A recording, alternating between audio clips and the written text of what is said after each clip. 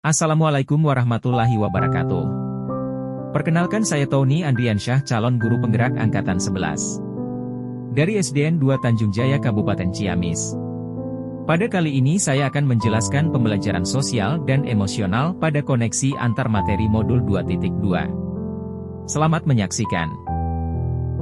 Pengantar. Pentingnya pembelajaran sosial dan emosional memiliki peran krusial dalam membentuk siswa sebagai individu yang tidak hanya cerdas secara akademis, tetapi juga memiliki kecerdasan emosional yang tinggi. Ini membantu mereka mengelola emosi, membangun hubungan yang positif, dan mengambil keputusan yang baik, yang semuanya merupakan keterampilan kunci untuk sukses dalam kehidupan. Pertanyaan pemantik. Pertama, apa kesimpulan tentang perubahan pengetahuan, keterampilan, sikap sebagai pemimpin pembelajaran setelah mempelajari pembelajaran sosial dan emosional? Kedua, apa kaitan pembelajaran sosial dan emosional yang telah Anda pelajari dengan modul-modul sebelumnya? Pertama, apa kesimpulan tentang perubahan pengetahuan, keterampilan, sikap sebagai pemimpin pembelajaran setelah mempelajari pembelajaran sosial dan emosional? Sebagai guru, penting untuk mempelajari materi tentang pembelajaran sosial dan emosional agar dapat memahami, merasakan, dan mengelola emosi dengan baik, kesadaran diri. Selain itu, hal ini juga membantu dalam menetapkan serta mencapai tujuan yang positif, pengelolaan diri, merasakan serta menunjukkan empati kepada orang lain, kesadaran sosial, membangun dan menjaga hubungan yang positif, keterampilan berelasi, dan membuat keputusan yang bijak serta bertanggung jawab, pengambilan keputusan yang bertanggung jawab. Semua ini sejalan dengan 5 kompetensi sosial dan emosional yang harus dikuasai oleh seorang pendidik. Guru sebagai pemimpin pembelajaran harus mengimplementasikan kelima kompetensi sosial dan emosional tersebut untuk menciptakan suasana belajar yang nyaman dan menyenangkan bagi siswa. Dengan demikian, guru dapat membantu membentuk karakter siswa yang berakhlak mulia, yang pada akhirnya akan membawa perubahan positif dalam diri siswa, baik dalam hal pengetahuan, keterampilan, maupun sikap. Kedua, apa kaitan pembelajaran sosial dan emosional yang telah Anda pelajari dengan modul-modul sebelumnya? Pembelajaran sosial dan emosional menekankan pada pencapaian nilai-nilai budi pekerti dan pengembangan nilai-nilai moral yang dapat melatih anak-anak untuk memiliki kesadaran diri, sesuai dengan prinsip-prinsip yang diajarkan oleh Ki Hajar Dewantara.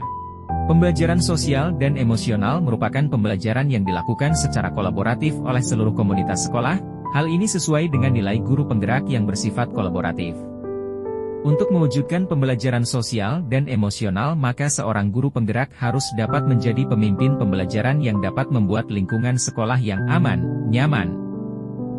Pembelajaran sosial dan emosional merupakan pembelajaran yang dilakukan secara kolaboratif oleh seluruh komunitas sekolah, hal ini sesuai dengan nilai guru penggerak yang bersifat kolaboratif. Untuk mewujudkan pembelajaran sosial dan emosional, maka seorang guru penggerak harus dapat menjadi pemimpin pembelajaran yang dapat membuat lingkungan sekolah yang aman, nyaman, menyenangkan, namun tetap menantang dan relevan bagi muridnya. Masih dengan pertanyaan nomor 2. Pembelajaran sosial dan emosional dapat terwujud jika seorang guru penggerak memiliki visi yang dapat menciptakan perubahan budaya positif sehingga dapat menghasilkan anak didik yang berkarakter. Pembelajaran sosial dan emosional sangat erat kaitannya dengan pembelajaran berdiferensiasi karena satu sama lain menekankan pada kebutuhan belajar anak yang harus dipenuhi agar menghasilkan murid yang bertanggung jawab.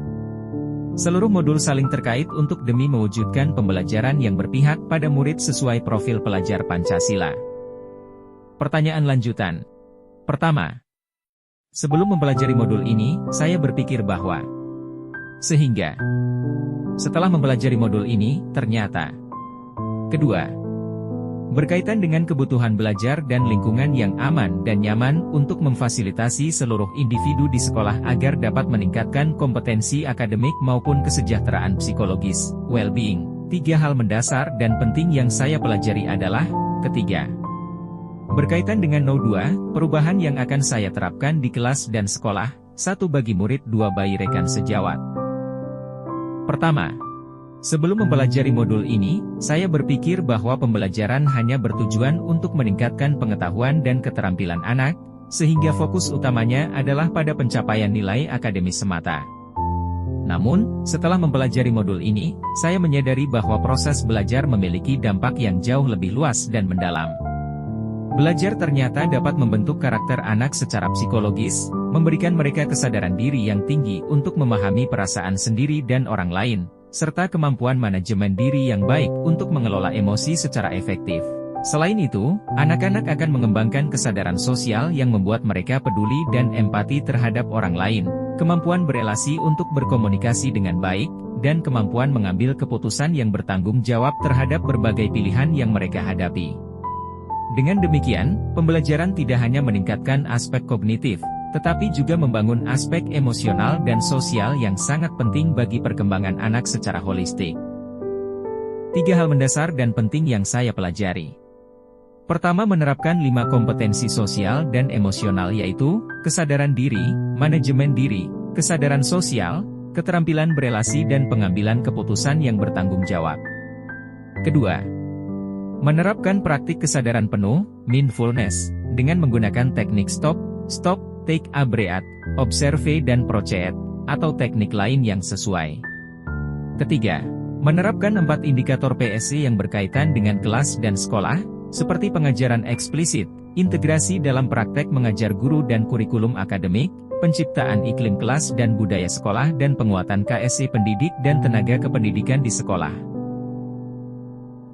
Perubahan yang akan saya terapkan di kelas dan sekolah. Pertama, perubahan bagi murid. Memberikan pengajaran eksplisit dalam kegiatan kokurikuler dan ekstrakurikuler, melakukan integrasi dalam praktek mengajar guru dalam kurikulum akademik seperti melakukan pembukaan hangat, kegiatan inti yang melibatkan murid secara aktif, dan penutupan optimistik menciptakan iklim kelas dan budaya sekolah melalui praktek guru dan gaya interaksi dengan murid dan mengubah peraturan dan harapan sekolah. Kedua, perubahan bagi rekan sejawat. Melalui penguatan KSC pendidik dan tenaga kependidikan di sekolah dengan memodelkan, menjadi teladan, bagi guru atau tenaga kependidikan di sekolah, belajar dengan berbagi praktik baik dan berkolaborasi dengan cara membuat komunitas belajar di sekolah dan mengintegrasikan KSC dalam pelaksanaan rapat guru. Mendidik pikiran tanpa mendidik hati adalah bukan pendidikan sama sekali, Aristoteles.